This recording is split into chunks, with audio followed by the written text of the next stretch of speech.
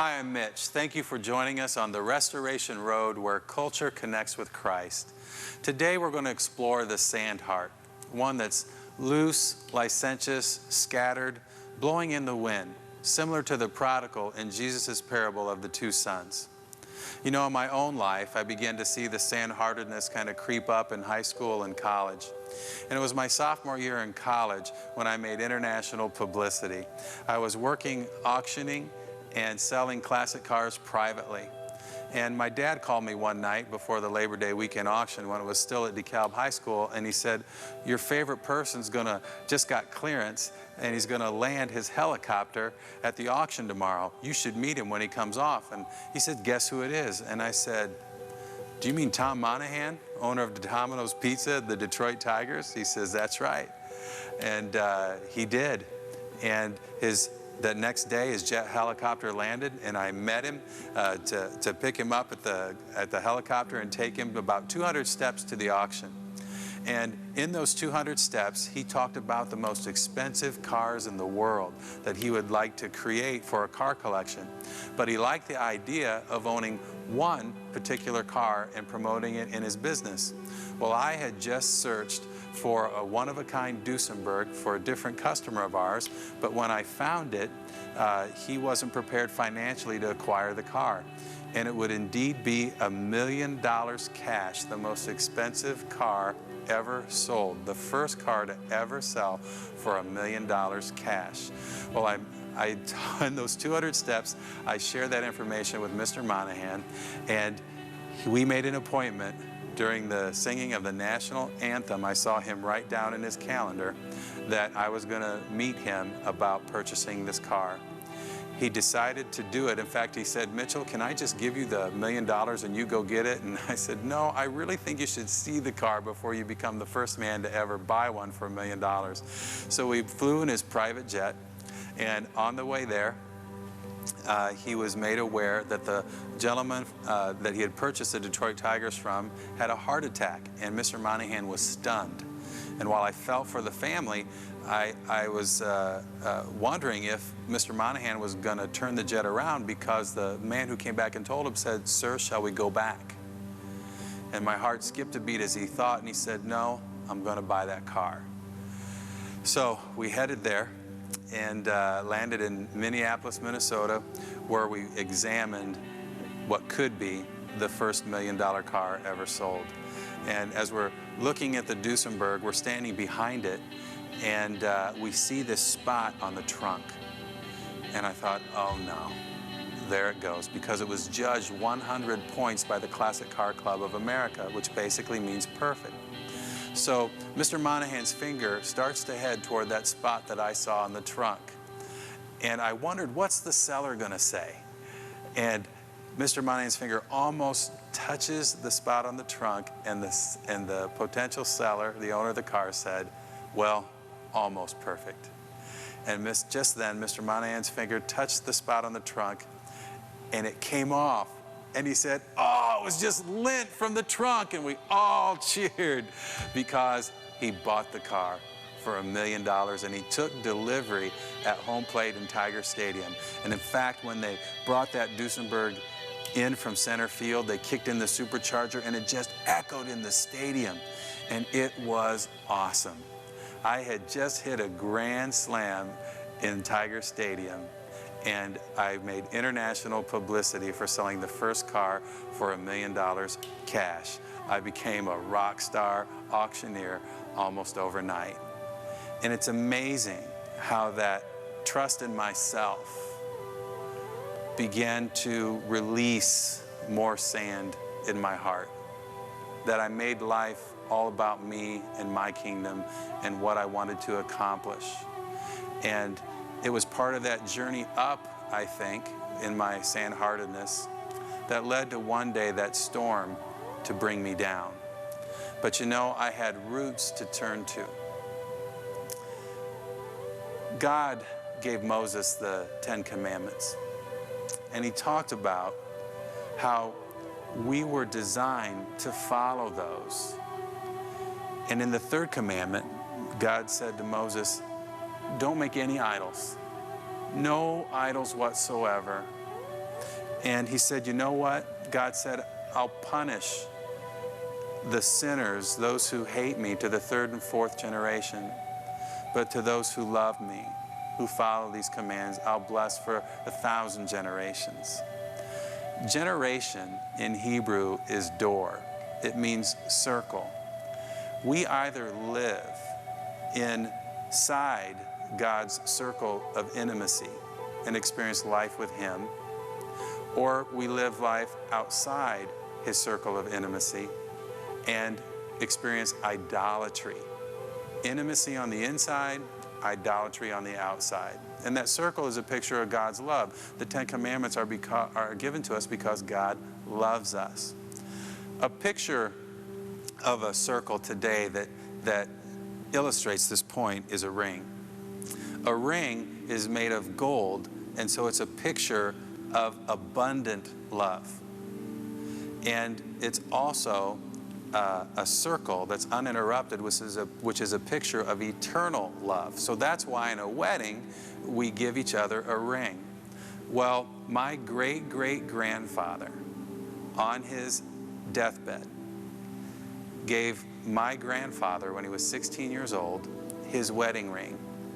And I have it here. It's a rose gold ring with an onyx setting, and on top of that onyx setting is an English K. And my great-great-grandfather said to my grandfather, here, keep it and pass it on to future generations.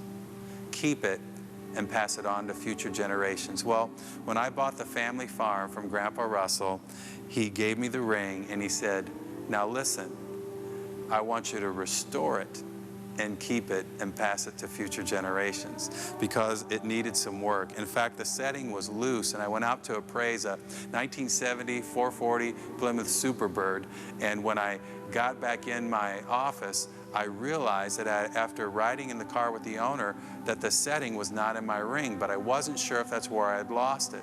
And it was a few days later in an envelope on my desk with this little note, had the setting inside it, and it said, I knew a 440 was a powerful engine, but I didn't know it could shake the setting out of a ring. So I knew I better get that ring restored, and I did, and it was made new, and it's a symbol of that circle of generations in Hebrew, the word door, of how we can live inside God's circle of love in intimacy, or we're going to live outside in idolatry. I had an on-again, off-again serious problem with cocaine. Had always used some substances, though, all throughout my life.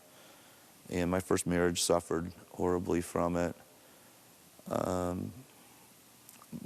But, you know, at one point I was sick and tired, and I knew I had the void, and so I was always looking for something. And I hadn't completed college, but one of my lifelong goals was to become an attorney. Mm-hmm. And so I went back full hedge, and I guess you could say I really became addicted to school. Went back full speed, got my bachelor degree from my PFW in political science in 2 years. Wow. Yeah, 22-hour semesters, summers. In the meanwhile, we had 3 little kids at home still. My wife was, at the time, was working factories, and yeah, we did what it took. And I had managed to put the substance abuse for the most part on the shelf during that period, and was accepted to law school and went down there and completed it in 3 years. And really had about 6 years with no involvement with cocaine at that point. But to myself, I was God. In fact, I even used to drive around Indianapolis, right, laughing at the police and drinking in my car and using drugs and just saying, no, you know, I am the law, I am God. And I worshiped all of the things that the world had to offer.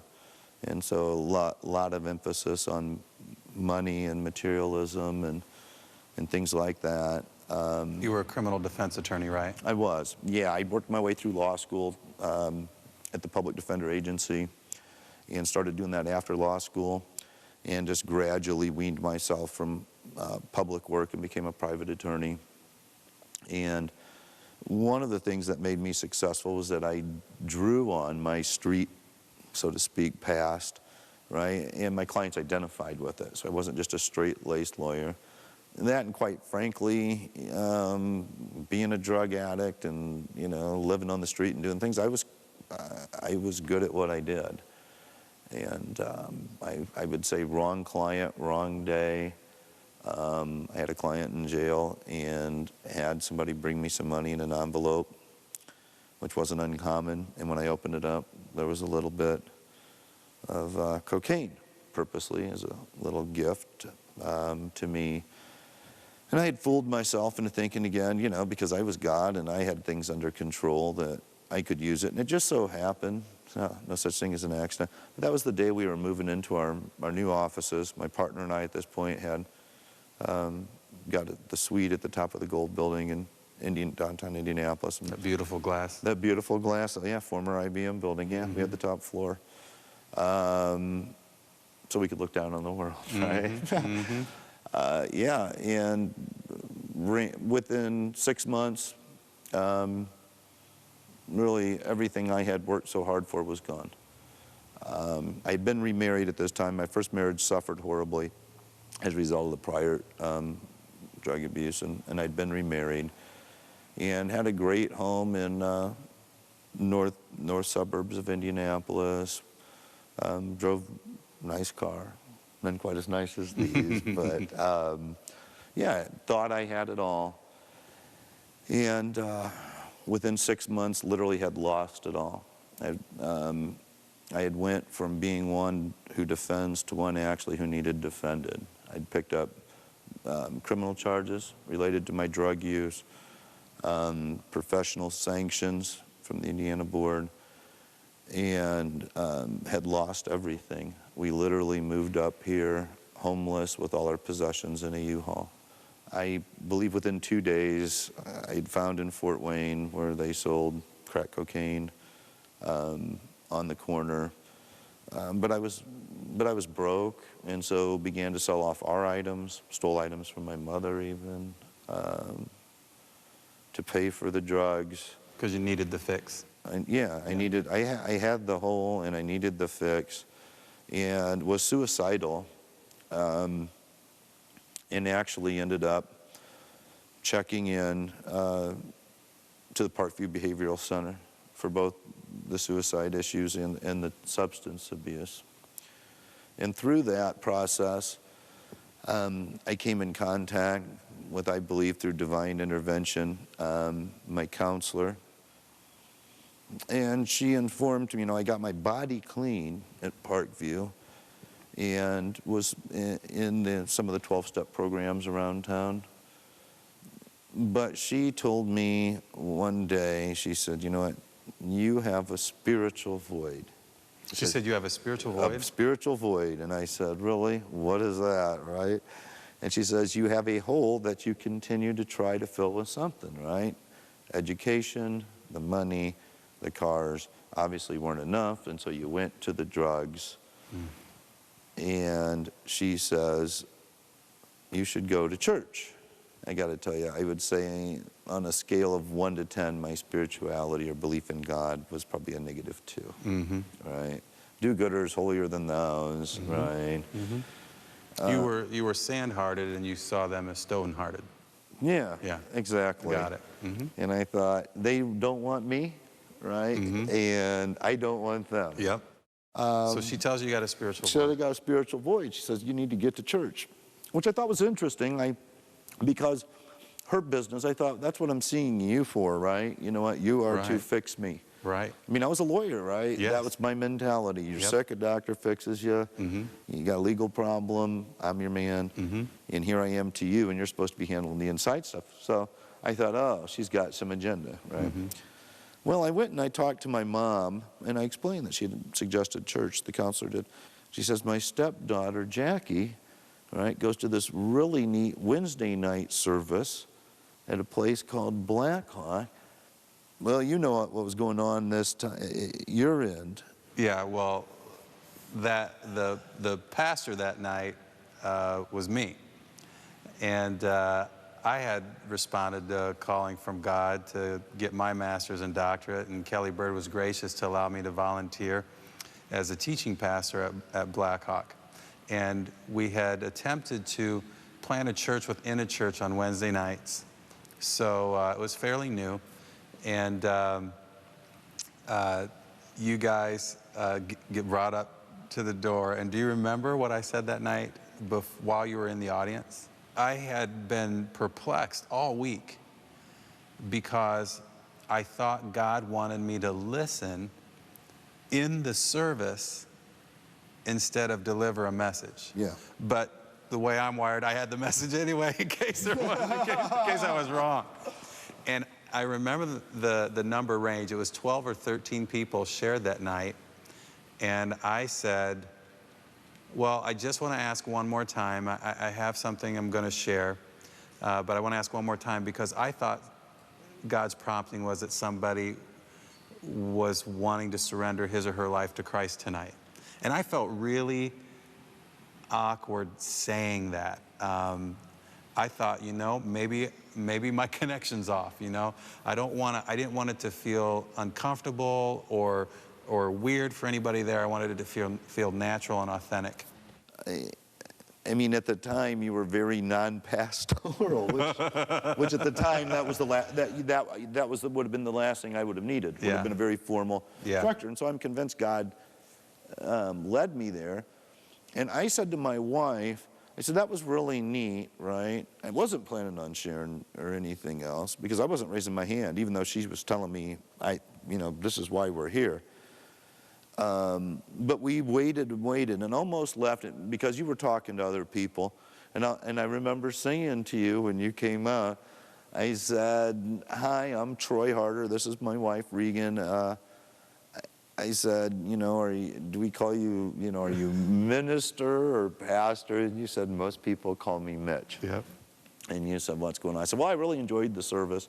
And, I hadn't willingly stepped foot in a church in 23 years, I don't think. You told me that night. Okay, prior to that. And I said, I think I'm your guy. Yep, I'll never forget that. I said, I think I'm, which, and that, I am convinced the Spirit literally pushed those words out. He had pushed me there. I mean, from the rehab to the counselor to my mom, all of the dots were connected. It's painful when we're stuck in the, when we're stuck outside and it's just us and we have to deal with it all ourselves, right? And I didn't have anything to lose anyways, and so I told you, right, about the personal problems, the addiction and everything else. And you said, you know what, I'm the one person, you said, in this building who probably understands the most what you're going through. And then you had explained the process of surrender and everything else. And my wife, of course, was there. So you had explained, and I remember you asking, have you ever fully surrendered your heart to God before? And she said, you know what, I went through this system of religious education and everything else. She goes, and I don't know. Exactly, I remember that. I don't know. And so I remember we held hands, and you said, and you took us through Romans, actually. And I remember, and sincerely, I said, and you said, oh, we got to say this prayer, right? And I remember sincerely asking the question, I said, do I have to believe it? Yep, I remember that. And you kind of laughed and said, yeah, that's what Paul is saying here. And I said, I'm not ready. But my wife was, as you know, was more than ready that night.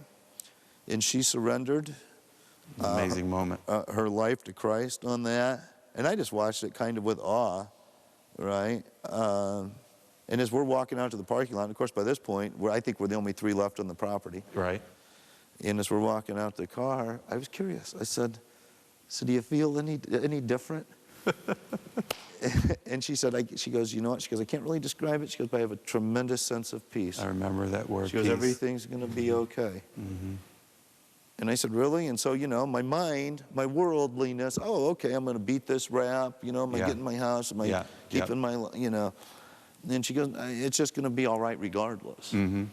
And wow, and over the course of the next week, I had seen tremendous changes in her. And then you came back that next week. What was that date?